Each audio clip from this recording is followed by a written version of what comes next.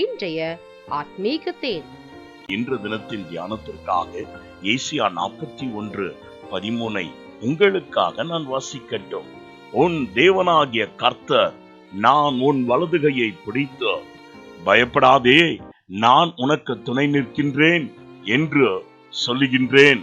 ஆம் பிரியமானவர்களே, இன்று உன்னை உண்டாக்கினதான, உன்னை ஜெனிப்பித்ததான, உன்னை இதுவரைக்கும் நடத்தி வந்ததான உன் தேவனாகிய கர்த்தர் எல்லாவற்றையும் காக்கக்கூடியவர். உன் வலது கரத்தை பிடித்து கூறுகிறது என்னவென்றால், நீ எதை குறித்தும் பயப்படாதே. வாழ்க்கையில் கடந்த நாட்களில் நடந்ததான சம்பவங்கள் உன் இருதயத்தை உறுத்த பண்ணலாம்.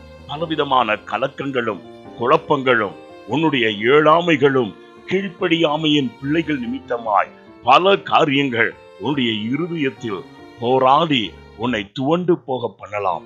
ஆனால் என் தேவனாகிய கர்த்தர் இன்று உனக்கு துணை நிற்பேன் என்று சொல்கிறார்.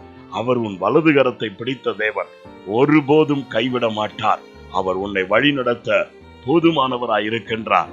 சோர்ந்து போகாதே, அவருடைய கரத்தை மாத்திரம் உறுதியாய் பிடித்துக்கொள். அவர் ஒருபோதும் உன்னை விட்டு விலகாத தேவன்.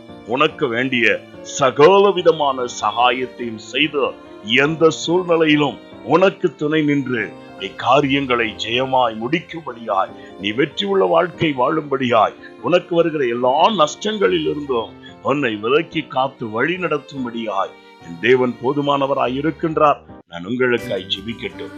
எங்களை அதிகமாய் நேசிக்கும் அன்புள்ள பிதாவே, தனித்து இருக்கிறதான உம்முடைய பிள்ளைகளுக்கு யாருமே எனக்கு துணை இல்லையே என்று சொல்லி சோர்ந்து போகிறதான பிள்ளைகளுக்கு, முதிர்ந்த வயதில ஒருவருடைய அன்பும் இல்லையே என்று சொல்லி கலங்கி நிற்கிறதான நம்முடைய பிள்ளைகளுக்கு அவர்களுடைய வலது கரத்தை பிடித்து நான் உனக்கு துணை நிற்கிறேன் என்று சொல்லுகிறபடியால் நன்றி ஆண்டவரே.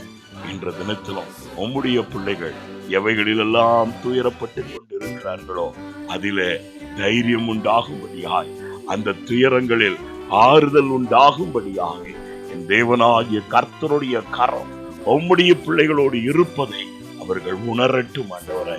இன்று உம்முடைய மகிமையின் பிரசன்னமானவர் உம்முடைய பிள்ளைகளுடைய இருதயத்தையும் சிந்தையையும் ஆட்கொள்ளட்டும். அவர்களை சந்தோஷத்தினால் நிரப்புங்க. உம்மேல் உள்ள நம்பிக்கையில் கலிகூறட்டும். இயேசுவின் நாமத்தில் பிதாவே, ஆமென். God bless you.